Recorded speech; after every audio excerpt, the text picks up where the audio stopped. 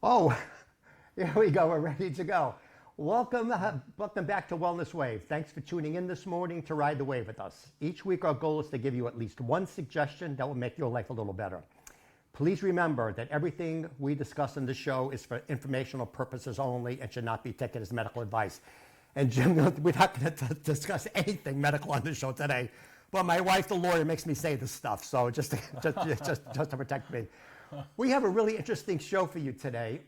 We have, I think the name of the show is Leicester's living legend, which is Eddie Hippert, which is right here. And we have, he doesn't want to say it, but he's the second living legend. He's too modest to say it, but basically I'll say it for him. And we're going to talk, again, correct me, Ed. So you right now, you're coaching the Worcester, St. John's. Yep. And you also coach baseball in the past, football in the past, and basketball in the past. Correct. Okay. And Jim is a big time tennis coach, and he'll say he's probably one of the greatest tennis coaches in New England. No false modesty on this show. So, but you agree with that, right? You agree with that, right? Of course, no. But if you hate any of these sports, please don't tune out, because we're going to talk a lot about life lessons to do with sports. And we have two people here that are that have coached a very, very long time. And Jim, especially, I know Eddie has too, I'm sure, but you were talking all the time, basically just about the letters you get out of the blue. Can you just go into that, just maybe briefly? Well, it reminds me of John Wooden when he sent me about 7 different letters. And one of the letters, he pointed out, it's amazing the people you affect without even knowing it. Now I know it because within the last few years I've received 3 letters. I just was, my attorney Don Canoia, I don't know if you remember that name, played at Holy Cross, played for me. I was his teacher in the 8th grade. Anyways, he wrote a nice little letter, if it wasn't for you, one of those things. And then when I'm selling my house, he was involved in selling my Southbridge house. And Maura McGrath, I had her as a student in 5th grade. And she wrote a letter. And then a superintendent of schools near Boston, he wasn't even there's so many. There's so many. But we were talking right before the show, right? And one of the things was, and I think you agreed with this, is again, we call it the ripple effect, right? So I was mentioning basically to Ed that you don't realize, but you've instilled a lot of discipline and life values in these kids. And what happens? So sports is more than just having fun and playing games. You get disciplined with it. And I mentioned to Ed, what happens is you may have this kid, and maybe the kid, and Jim, you talked about this before. And when you were a middle school teacher, what happened was they would give you the worst kids, right? The worst kids. So what? Challenging kids. Yeah, the worst kids, and then you would turn them around. But maybe I'm sure you've had some tough kids that you've coached, and maybe you were able to turn their lives around, and then they get married, they have kids, and then they learn from you. So you probably have no idea of what kind of, you have no idea. And I'm sure you've gotten a few letters in the past, huh? Yeah. You talk about life lessons, and I was an inner city kid, grew up in Worcester. Polar Park was right around the corner from my house. And, we didn't have a lot of money or anything, but I had the nuns in grammar school, and they were wonderful to me. And they sent me on to St. John's High School. Tuition was $35 back then. And the diocese, the parish paid for it. So I went to St. John's, and that was major for me because a lot of discipline there at St. John's, still is. I coach there now, I've been there for 24 years in tennis. But those years, 14, 15, 16, and 17 for me were huge. I grew, as a young teenager. I grew academically, I grew athletically, and I was able to get a full scholarship to college, and my folks didn't have to pay any money, and that was brought a tear to my mother's eye, which was great. But what I found going on then was I really wanted to be a coach pleaser. I wanted to be a steady Eddie. I wanted to do the right thing that the team needed. And sometimes I think I lost track of some of the abilities that I had and didn't bring them to the forefront. And it was a regret that I wasn't mature enough to see it when I was in high school.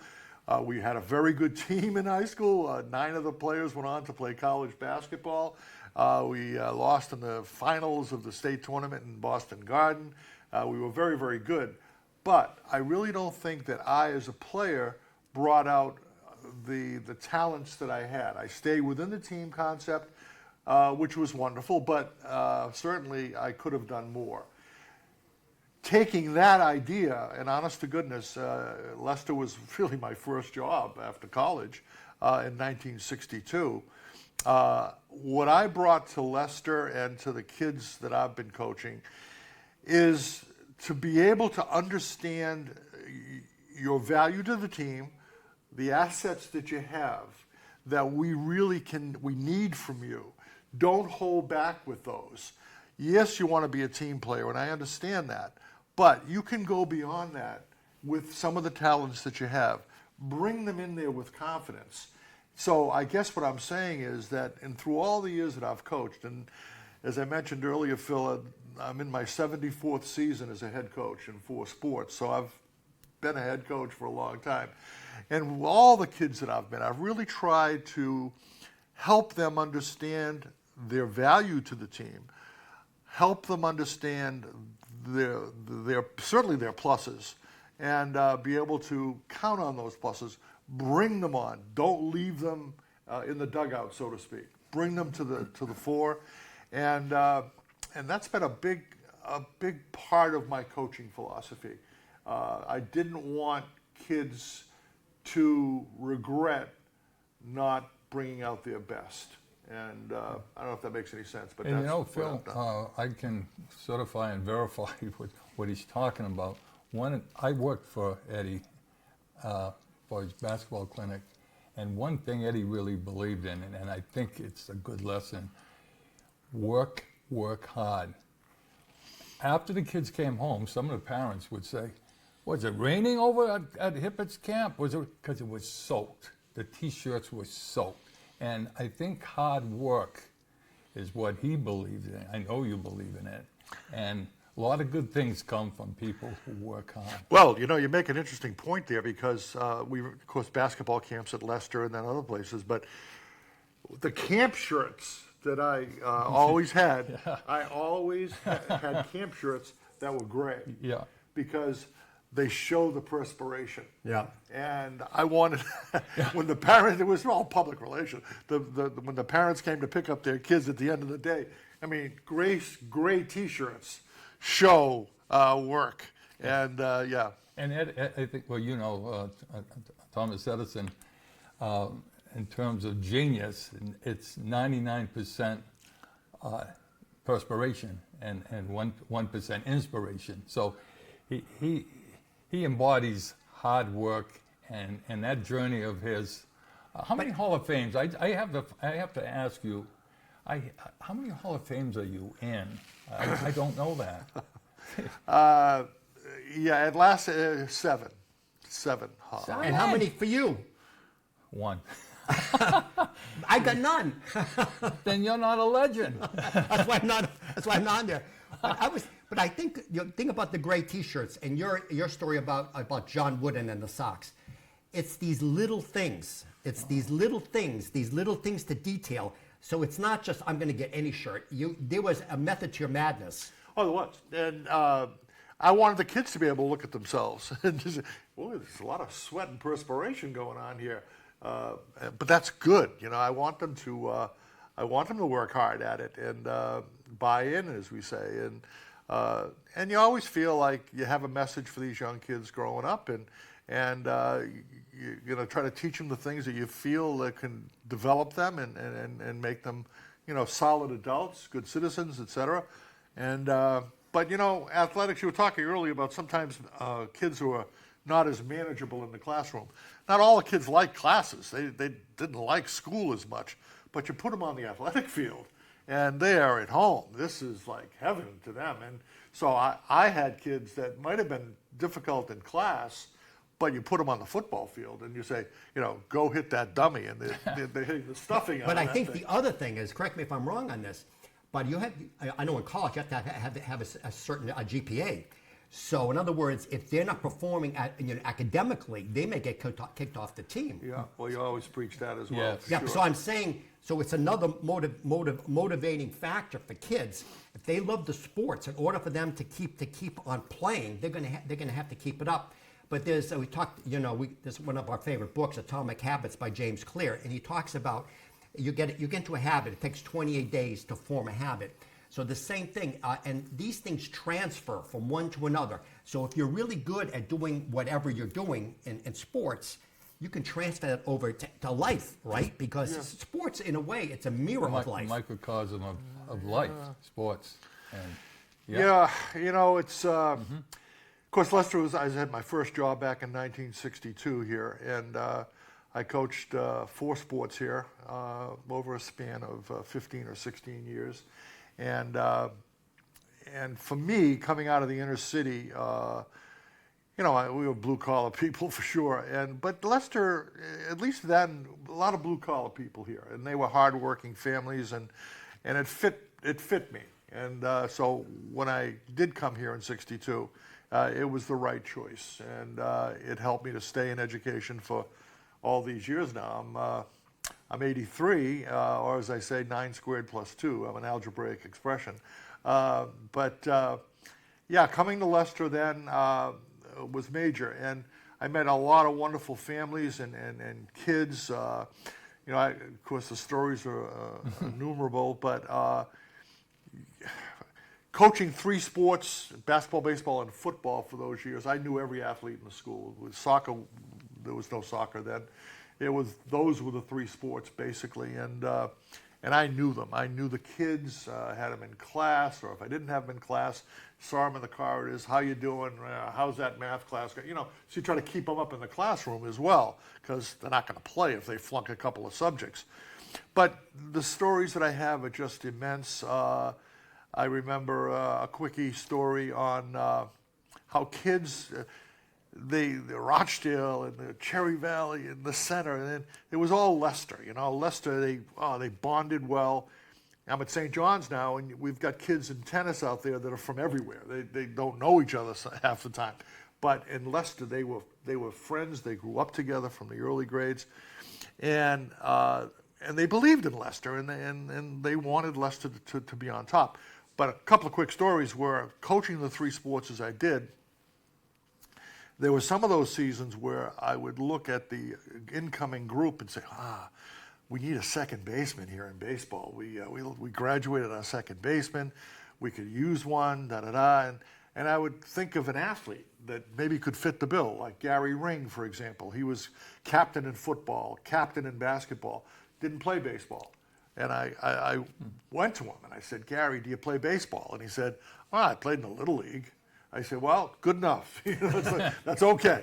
I said, what do you think? So I gave him the story. I said, you'd have a chance maybe to lead off, stand close to the plate, get hit in the shoulder, go to first, steal second, steal third, and we're in business. So he was a great athlete, great kid, but he wasn't going to be the star. He was a star in other sports, but he said, okay.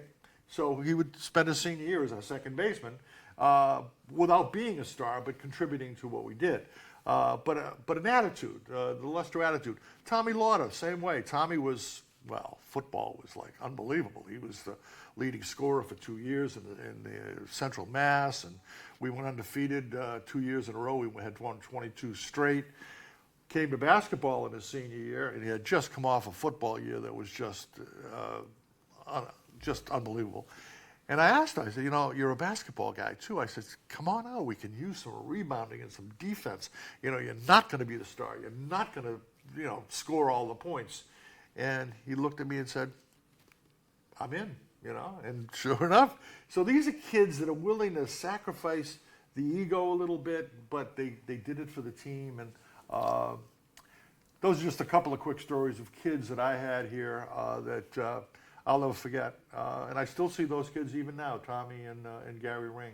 But again, it takes a coach to motivate those players to do that. They may not do that for anybody. It reminds me of Bill Belichick. He recruited this guy. I forget the guy's name. Is a linebacker. He was a wrestler. He wasn't even a football player. But it's the same thing, getting lower to the ground. And he turned out to be an all-pro in the NFL. I forget the guy's name. He played for many, many years during the whole dynasty with the Patriots. So again, I think you have to have the eye for that. This guy's fast, and this guy's this. You know what? He could probably make a really good second baseman. He's not going to be right. He's not going to be the star. But again, I think also it's the coach's job to have them buy into it, right? To buy into it. Because again, you could also know the personalities. We talked before the show, right? You may be able to coach one kid. We have to have kid gloves on them. Other kids, you gotta whack them the side of the. I'm not literally, but you know what I'm saying. This kid needs. I got to be tough on him. This kid, I got to really kind of know. So, what subject did you teach in school? Okay, so when I was hired back in 1962, I was hired as a Latin teacher. And I taught French, Latin and French. And I'm sure my students don't remember one word of the Latin, but the good thing about that was the good kids took those subjects.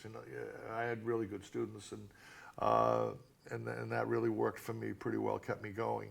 So Latin and French were the two, and then I started coaching. Ed Lucy was the baseball coach, and after a couple of years, he asked me, he said, Eddie, I'm retiring from baseball. Do you want to take it? And I said, I think, yeah. So I took the baseball job, and Paige Roden, who was the basketball coach, legendary guy, said, I'm just going to coach the junior college. What do you think? Want to take the basketball? And I said, yeah, I'd love the basketball. I'd take that. And honest to goodness, the next year, I'm at Mass at St. John's and Temple Street in Worcester, and Ed McDonough was Ed Tierney was the superintendent of schools. And Ed would go to the 11 o'clock Mass on Sunday. I would go to the 11 o'clock Mass, and he'd wave, and that was always the end of it. On this particular day, he came over to me, and he said, Eddie, he said, football. And I said, yeah. He said, the job is open, and I think you should take it. And I said, well, gee, Ed, I really never coached football before. He said, you're a coach. You go. You're a coach. And so I said, let me think about it. I went to see Bob Devlin. I went to see Red Comer, who was a teacher in Leicester, by the way, and Jim Healy at St. Peter's. And I went and I sat with each of them. And, how feasible would it be for me to do it? What do you think I should concentrate on? And they all, said, you got to go for it. And so I did. I took the job, and that was basketball, baseball, and football. I knew all the athletes. I could kind of peg them in and put them in. But I don't want to let this moment go by without saying that in all the years that I've coached, in all those seasons that I've been a head coach, and there have been 74 of them in 4 sports, the victory from a coaching standpoint that rings in my mind the most of any sport, any level, was football, Leicester High, Westboro, Community Field, on that fateful September day when we played them down there at the community. They were undefeated, we were undefeated. And they were Westboro was just big and strong and good, and they kill us every year. But we were pretty good this year. And so if I might just tell you this, of any sport that I've ever coached, the preparation for that game on a Saturday afternoon was unequated. And we worked all week, and on that Monday, instead of watching films, we got out to the field, and I had all the kids on the field. And I said, listen, this game, it's going to tell a lot about us. They're a very good team. They're big, they're strong, but we're pretty good too. and we gotta play well. If we play well, we're gonna win. On that Monday leading to that Saturday, I took them all on the field, and I said, if we're gonna beat them, you have to hit harder than you've ever hit before. You've got to tackle harder than you've ever tackled before. Everything has got to be an A+. And so I took the two captains, Bob Bisco and Lee Champagne, and had them out in front, and we have a little tackling drill. And I said, all right, run the drill, boom, blew the whistle, tackle. And Bisco was tackled Champagne, and I mean, the sophomores and freshmen on the team were, whoa, I don't want to get involved in this drill, because these were two captains that could play. And so Bisco hit Champagne, boom, down. I said, not good enough. And he looked at me, what? He said, what do you mean not good enough?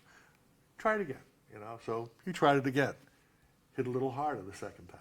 Tried it again, hit a little harder the third time. So, but that was the beginning of our week of practice where whatever they thought was their best, we needed more. And so that was the whole essence of our week that week. We were so prepared for that. I remember Steve Heiser was a big tackle that we had. He looked up and the people were pouring in the community field, and the cars were coming down, beeping their horns, and there were tears coming down his face. I said, Heiser, we got a game to play. He said, but Coach, look at all this stuff. And it was just an emotional moment, certainly. And then the field was 10, 20 deep, watching this ball game. And we played Westboro on that day, and we scored the first 3 times we got our hands on the ball, and we intercepted, and we went ahead 27-0 at halftime. Whoa. And beat them 27-14. Yes.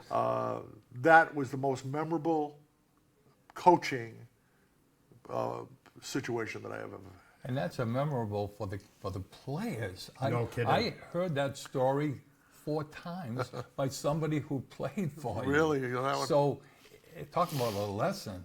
You know what I would like? This gentleman has a talent that people don't know about.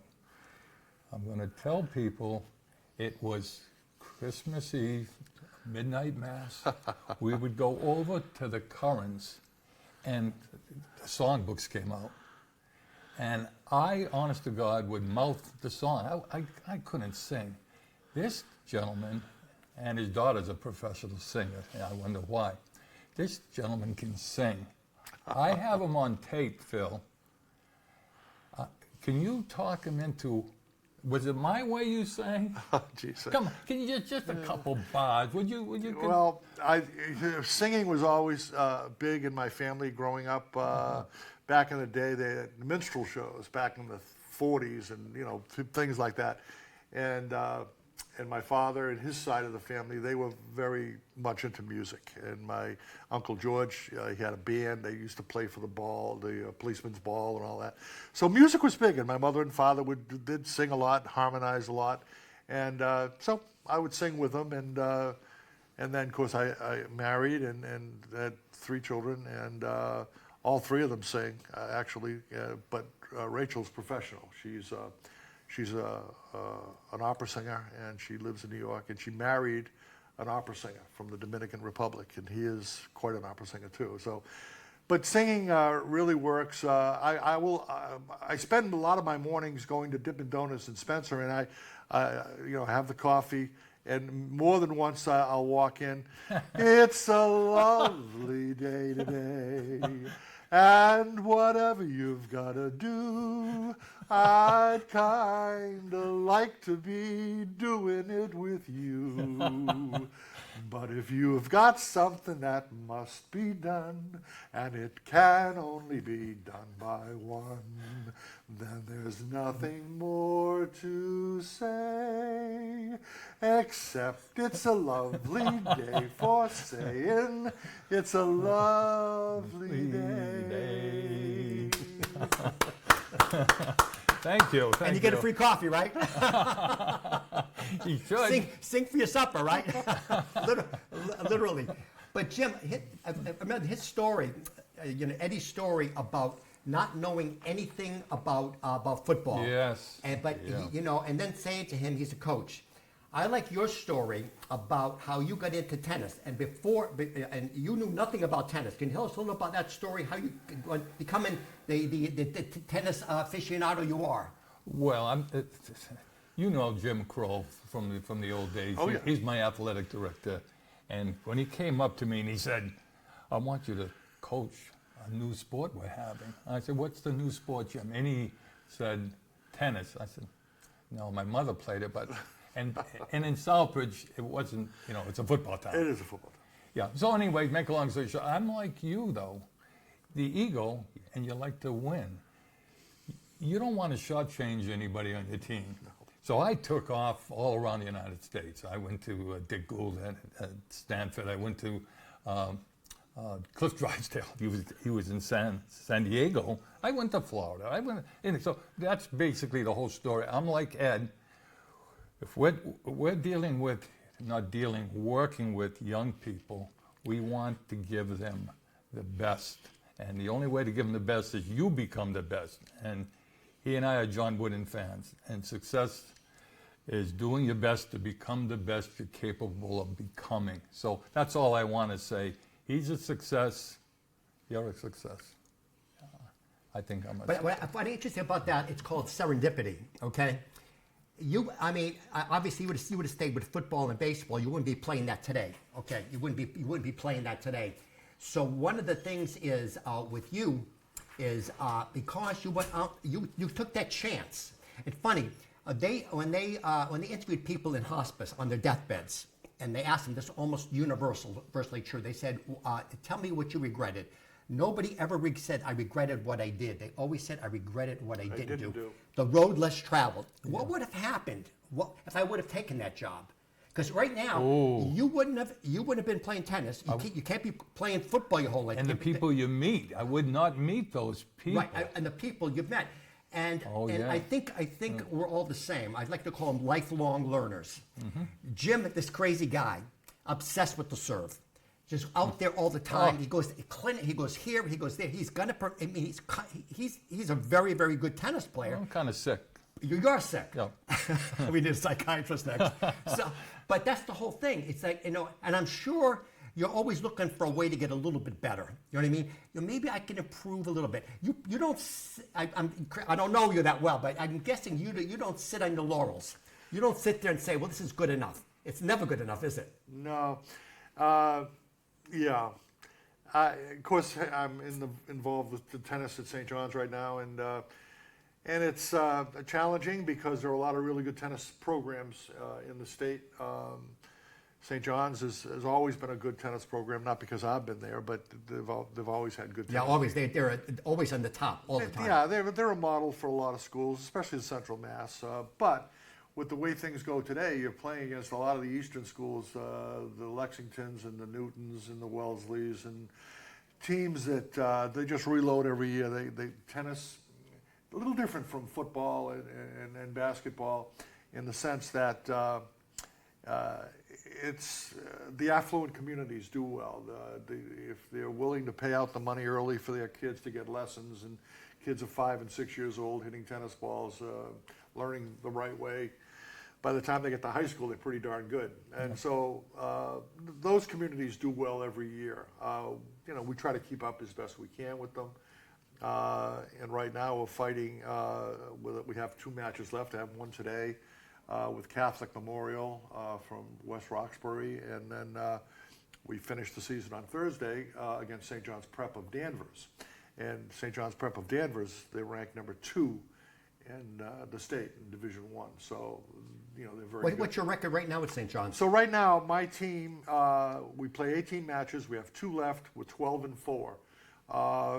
And we're hot. Yeah. We're hot. Westboro, Westboro. We're really hot. We've had a great weekend. Friday, Sunday, and yesterday, we had 3 great wins. To go to 12-4, and our power ranking I know is really creeping up there, and so the better your power ranking, the lesser team that you have to play, for example, in the first round, and so we might be 10 or 11 right now in the state, and which is fine, but you still have teams that are 1, 2, 3, 4 that are pretty darn good, you know. So the challenge is there, but we're hot. We've made some changes in our team, trying to be the best team we can be. For the longest time, our number one player was a freshman. And that's a lot of pressure to put on a freshman to play at number one, because you're playing the other team's best player every time. And so Well, we're coming up at the end of the show. Megan's giving me the thing. So good luck. Good luck. Thanks so much for coming on. Jim, thanks so much for coming on. And tune in next week. We have another great show for you. And we'll be back next week. okay. Thank you, Phil. Thanks, Phil. That was good. That was fun. Was that okay, Phil? That's perfect.